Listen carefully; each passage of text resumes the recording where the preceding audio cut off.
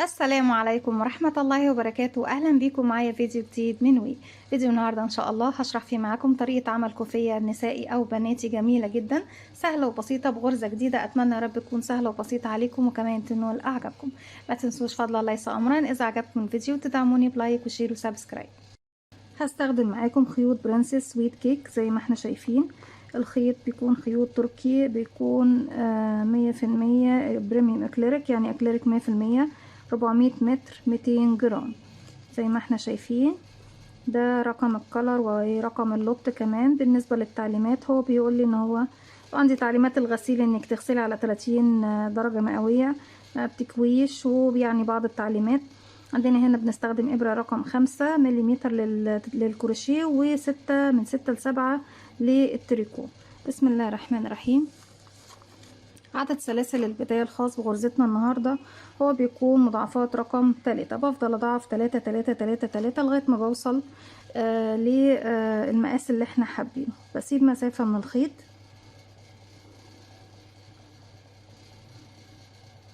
ولف الخيط حلقة على الهواء. بستخدم إبرة رقم 5. بدخل داخل الحلقة، اسحب الخيط واخرج. طرف الخيط بشده بقى في عقدة البداية. في البداية عشان ابتدي اكون مجموعة من السلاسل بيكون عندي على الإبرة حلقة، بلف الخيط واخرج منها. بسم الله، 1 2 3، 1 2 3، 1 2 3، وهكذا لغاية ما بوصل لمساحة كافية من الشغل. كده بقى معايا 36 سلسلة من مضاعفات رقم 3. هبتدي في البداية هلف الخيط على الإبرة، معايا حلقة، ألف الخيط على الإبرة بقوا حلقتين، هسيب 1 2 3 4 5، والغرزة رقم 6 بدخل أشغل فيها عمود، بحيث إن أنا بيكون عندي عمود سلسلة وبروح كده اشتغلت عمود. طيب الخمس سلاسل اللي سبتهم عبارة عن إيه؟ عبارة عن سلسلة مسافة، وسلسلة إن أنا اشتغلت منها 1 2 3 عمود، وسلسلة اللي هي إيه المسافة بعده، يعني سلسلة من فوق وسلسلة من تحت فراغ، والثلاث سلاسل بتوع العمود الأول. هروح اشتغل في الفراغ اللي جاي كمان عمود، يبقى 2 عمود كده بعد ما اشتغلنا السلاسل. اخد سلسلة بعد العمودين، هسيب تحتها فراغ واروح اشتغل عمودين في الفراغين اللي جايين. 1 2، سلسلة بسيب تحتها فراغ واشتغل عمودين. 1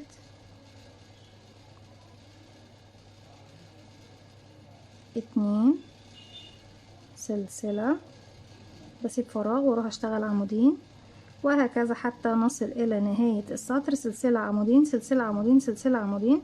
في نهاية السطر بيكون عندي عمود واحد بس. ايه، زي ما ابتديت بعمود واحد بختم بعمود واحد. هكمل وارجع. رجعت لكم تاني. في نهاية السطر بقى عندي سلسلتين، بشتغل سلسلة سيب تحتها واحدة، واشتغل في اخر واحدة غرزة عمود ولفة واحد. زي ما احنا شايفين ابتدينا بعمود وختمنا بعمود، وفي داخل الشغل بيكون سلسلة عمودين، سلسلة عمودين، وهكذا. شكل غرزتنا هو الشكل اللي جاي يا بنات. هبتدي ارتفع 1 2 3، وهيكون دايما فوق اول عمود عمود، وفوق اخر عمود اللي هي السلسلة اللي هي بتكون عندي هنا تاني واحدة، يعني بسيب واحدة وبروح للتانية بشتغل فيها. هاخد بعد كده انا بعد ما اشتغلت عمود هاخد سلسلة بعد منه، يعني 4 سلسلة ارتفاع. هلف الخيط على الإبرة وهبتدي في الفراغ اللي فوق السلسلة أدخل أشتغل غرزة ضعف من 3 لفات. أدخل أسحب الخيط وأخرج وأسحب لفوق 1، تاني ألف الخيط أدخل أسحب الخيط وأخرج وأسحب لفوق 2، هلف الخيط وأدخل أسحب الخيط وأخرج 3. كده خلاص؟ لأ لسه. هلف الخيط على الإبرة، هسيب العمودين وأروح للسلسلة اللي بعدها أشغل غرزة ضعف مكونة من 3 لفات. 1 2 3 زي ما احنا شايفين.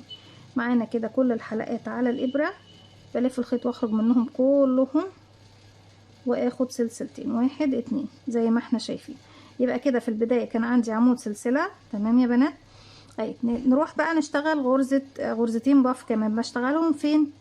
بعد ما اخدت سلسلتين من فوق في نفس الفراغ الاخير اللي انا اشتغلت فيه بدخل تاني اكون اول غرزة باف،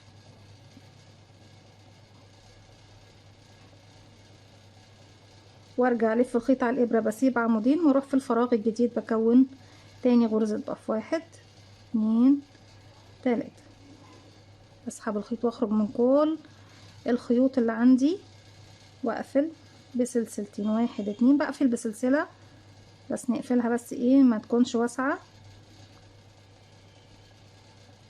وباخد سلسلة مسافة. بس هي عامة اختصارا للكلام هنقول بناخد فوقيها سلسلتين، هي بس عشان اللون في البداية غامق شوية، معلش. هرجع تاني في نفس الفراغ اللي انا اشتغلت فيه الباف الاخيرة، برجع تاني اشغل باف الاولى عندي واحد من المجموعة الجديدة من 3 لفات، واسيب العمودين واروح اكمل التانية في الفراغ اللي بعده. اسحب الخيط واخرج من كل الحلقات اللي عندي واقفل بسلسلة واخد سلسلة مسافة، وبكمل بكده لغاية ما بوصل لنهاية السطر. في نهاية السطر انا اشتغلت في الفراغين دول غرزتين الباف بتوعي، هسحب اقفل بغرزة واخد سلسلة مسافة، واروح بقى للغرزة رقم كام بقى، احنا هنا هنسيب واحدة، 1 2 ورقم 3 هنا، ببتدي اشتغل يعني بسيب 4 سلاسل، ورقم اللي بعديهم بشتغل فيها غرزة عمود بلفة واحد. ارجع تاني بكرر بقى السطر اللي احنا اشتغلناه زي ما احنا شايفين، برتفع 1 2 3 4 والف شغلي الناحية التانية. هنا عندي الفراغ اللي قبل الغرزتين الباف، والفراغ اللي بعدهم هم اللي بكرر فيهم ايه غرزتين الباف بتوعي. هلف الخيط بدخل في الفراغ اللي قبل غرزة الباف دي اهو، 1 2 3، وارجع الفراغ اللي بعد غرزة الباف التانية 1 2 3. كل الحلقات اللي عندي على الإبرة بما فيهم الحلقة الأساسية لف الخيط واخرج منهم واخد سلسلتين، سلسلة بقفل بيها، والسلسلة التانية بتكون مسافة ما بين غرزتين الباف والغرزتين اللي بعدين. بلف الخيط، الفراغ الأخير اللي اشتغلت فيه هو بشتغل فيه مرة كمان، 1 2 3، ألف الخيط على الإبرة واروح للفراغ اللي بعده، 1 2 3، والف الخيط واخرج من كل الحلقات اللي عندي على الإبرة، اقفل بسلسلة واخد سلسلة مسافة، وبكرر لغاية ما بوصل لنهاية السطر بنفس الطريقة. وبرجع في اخر غرزة عندي غرزة العمود، باخد قبلها سلسلة وبقفل بغرزة عمود في ثالث سلسلة ارتفاع عندي من تحت. هشتغل بس سطرين او سطر كمان، عايزة اوصل للون الفاتح شوية، وارجع اشرح لكم مرة كمان باللون الفاتح علشان خاطر بعد كده هسيبكم واكمل الكوفية مع نفسي ونرجع نشوفها في النهاية يكون شكلها ايه مع بعض. كده بكون وصلت طبعا لدرجة تانية من اللون، وهنا هيكون اللون اوضح في الشرح. برتفع 4 سلسلة، دايما 4 سلسلة، 1 2 3 4، والف شغل الناحية التانية. هنا يا بنات زي ما احنا شايفين بيكون في فراغ قبل غرزتين الباف وفراغ بعدها، هلف الخيط وبدخل في الفراغ اللي قبلهم اكون غرزة باف، 1 2 3، وارجع الف الخيط على الابرة وادخل الفراغ اللي بعدهم، 1 2 3. معايا كل الحلقات على الإبرة، بلف الخيط وأسحب وأخرج منهم وبقفل بسلسلة وباخد سلسلة مسافة. هرجع تاني أكرر، ألف الخيط على الإبرة، هدخل فين بقى أكون غرزتين باف كمان، واحد في نفس الفراغ اللي أنا اشتغلت فيه الغرزة الأخيرة، وواحد في الفراغ اللي بعده.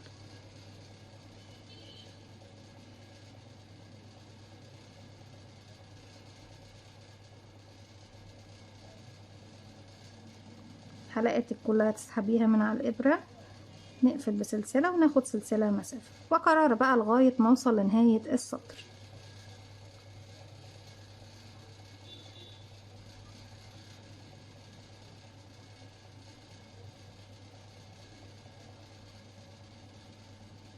كمل لحد نهاية السطر مع بعض،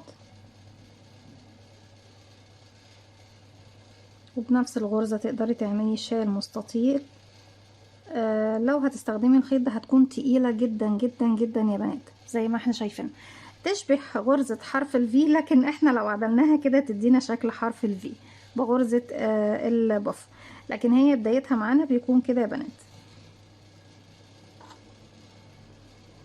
طول الكوفية او عرضها زي ما انتوا حابين، يعني انا عملتها تكرار 1 2 3 4 5 6 7 8 9 10 مرات زي ما احنا شايفين. انتوا حابين اقل اكثر زي ما انتوا عاوزين، يعني احنا ممكن في بنات بيحبوها وممكن تعمليها على فكرة نفس الغرزة دي رجالي، تعمليها 1 2 3 4 5 6 7.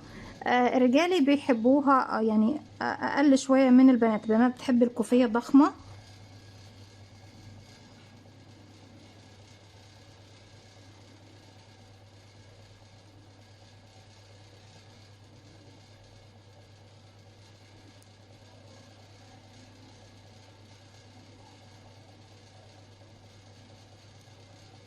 ولو بخيط رفيع هتكون جميلة جدا، يعني بالخيط دوت جميلة وبالخيط رفيع برضك بتكون حلوة قوي.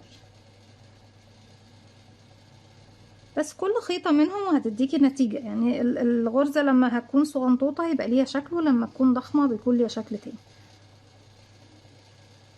انا اعرف بعض الاشخاص بيحبوا دايما الغرزة اللي بيكون معمولة بخيوط ضخمة كده، وفي بعض البنات بيحبوا الغرز السيمبل البسيطة.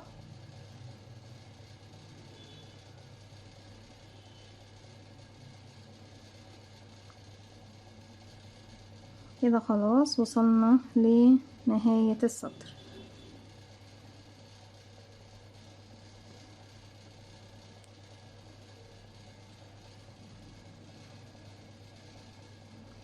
انا حاولت اسحب الخيط من جوه لكن لقيته مكلكع خالص، معرفتش للاسف.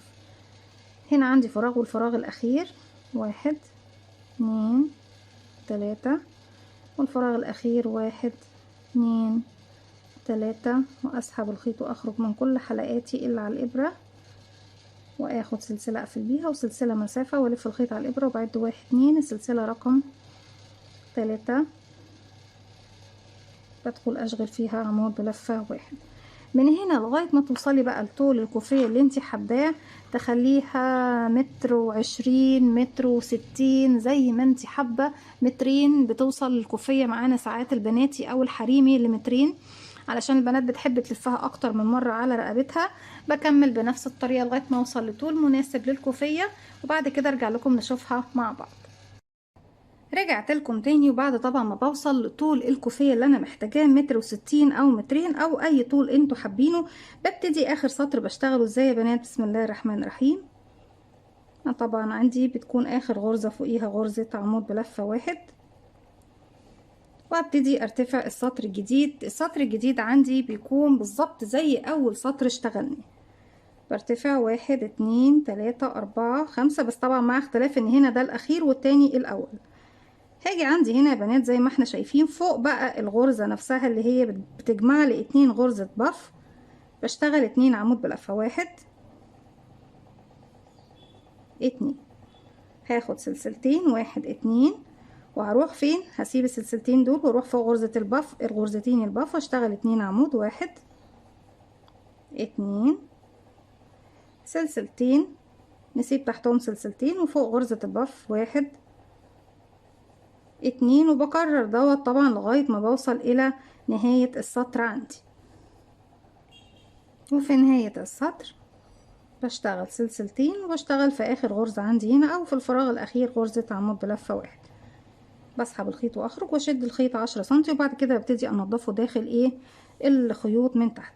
طيب طريقة تركيب الشراشيب او طريقة عمل الشراشيب سهلة وبسيطة، هوريها لكم في لون تاني بس ايه لان لسه مش هركب الشراشيب دلوقتي. هنجيب الخيط بتاعنا طبعا بنفس اللون ونفس الخيط، بجيب الكرتونة او اي حاجة عندك تكون قوية ان انت تقدري تلفي عليها الخيط. الطول اللي انت حباه بتعمليه على قد الورقة اللي انت هتلفي عليها الخيط. ببتدي الف مجموعة الشراشيب طبعا اللي انا محتاجاها، وبلف كمية بقى كبيرة لان ببتدي بعد كده اعمل الشراشيب كلها زي ما انا عاوز بالشكل ده، وليكن احنا نعتبر ان دي شرشوبة. ابتدي بعد كده اقص الخيط، ومن تحت هنا من جانب واحد بس ببتدي اقص الخيط اللي هو طبعا ايه بتاعي بالشكل ده. شكرا عفوا. هبتدي بقى اجيب الخيوط دي من داخل الفراغات الموجودة عندي، ببتدي اسحبها الجزئية دي اهي، وبعد ما بسحبها بايدي مش لازم الابرة يعني، اسحب بقى ايه الجزئية دي اهي من تحت هنا واشد بالشكل ده. وفي النهاية طبعا بظبط طبعا وانا بشتغل بظبط الاطراف بتاعه الشراشيب، او لو انت ما ظبطتيهاش من البداية بعد ما بتخلصي بتقصي ايه الاطراف الزيادة عندك. وحاولي تاخدي بالك ان يكون عندك في هنا الظهر، وده بيكون الوش اللي هو بيكون عندي العقدة بتاعه الشرشوبة. زي ما احنا شايفين. بكمل بقى بشبك في كل فراغ يقابلني من الفراغات اللي فيها سلسلتين شرشوبة، او لو انت حابة تشبكي في كل مكان يقابلك شرشوبة بتشبكيها بالطريقة دي. دي كانت فكرة الفيديو بتاعنا النهاردة، كوفية بغرزة هنقول غرزة الباف بس، اللي هي طبعا جاية بشكل السنبلة او الفيونكة. اتمنى تكون سهلة وبسيطة عليكم وكمان تنول اعجابكم. ما تنسوش فضلا ليس امرا اذا عجبكم الفيديو تدعموني بلايك وشير وسبسكرايب، واستنوني في فيديو جديد من وي. ومتنسوش كمان تفعلوا زرار الجرس يوصلكم مني كل جديد. السلام عليكم ورحمة الله وبركاته. ولو عاوزين الطاقية اللي موجودة عندنا في الصورة قولولي واحنا نعملها مع بعض ان شاء الله.